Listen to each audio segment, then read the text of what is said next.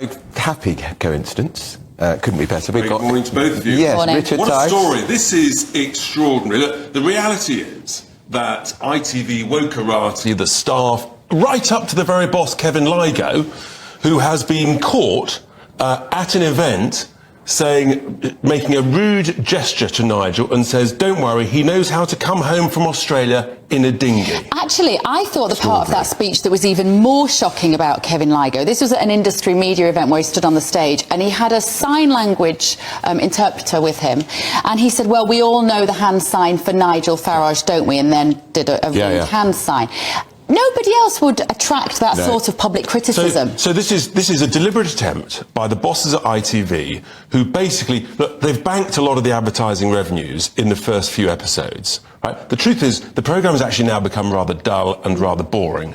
But the last thing they want is for Nigel to win it. Of course. And so the production staff, they're cutting him out. Ben's just talked about some of the interesting discussions that have gone on that they're deliberately not using. So the reality is everyone's saying, people are now writing articles, why is it so boring this year? Well, I've got good news. There's a way, folks, where you can watch only the good bits which are interesting with Nigel. What you do is, don't watch the live bit with all the boring adverts. So download it on ITVX, on your iPad or whatever, and then you can fast forward it to the good bits using the 10-second button, so you miss all the adverts, you miss all the dull stuff, and you just watch the interesting stuff. Basically, the last 2 nights has meant I've only watched about 10 to 15 minutes. Because he's not on it much. Because he's not on it. Well, this is the thing. So I think Ben just said then that they've asked Nigel to make some sort of statement about this, even though he's in the jungle. How can he do that when he's in the jungle and he's got no communication? Yeah. He doesn't even know about what's gone on in politics in the last 2 weeks. That's awful. David Cameron's if he knew that David Cameron's foreign secretary, he'd be bellyaching. So this is a deliberate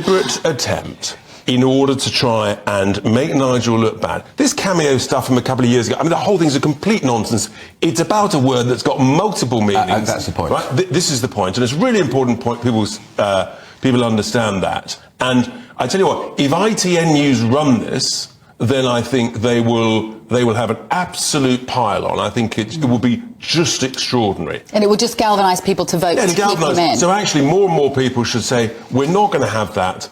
Vote Nigel and make him a winner. He's a winner anyway. Do you vote to keep them in, or do you vote to get someone out? You vote to keep them in. So you can go onto the I'm A Celebrity app and you can get 5 free votes to keep Nigel in the jungle if that's what you want to do. I hate to say I told you so. Actually, I love it. It's my favourite thing in the world, as Andrew Pearce will tell you. Nothing more annoying. He does say it a lot. But I said when Nigel went in, the channel are not going to want to present him in a positive light. Even though they paid him a lot of money. So I hate to see this spiralling out of control, but you know him so well, Nigel. We know how the public respond to him. How can this ever turn around now for Nigel in the jungle? Oh, look, I think the reality is that everybody's been talking about it. It's the only reason people are watching this series. And so they've completely shot themselves in the foot, frankly, ITV, by making it so boring that the viewing numbers are plummeting. And and they've also got that intensely irritating, what is she? A YouTuber, Nella Rose. So look, I mean, this is all to play for, but I actually think it'll all work out in Nigel. Where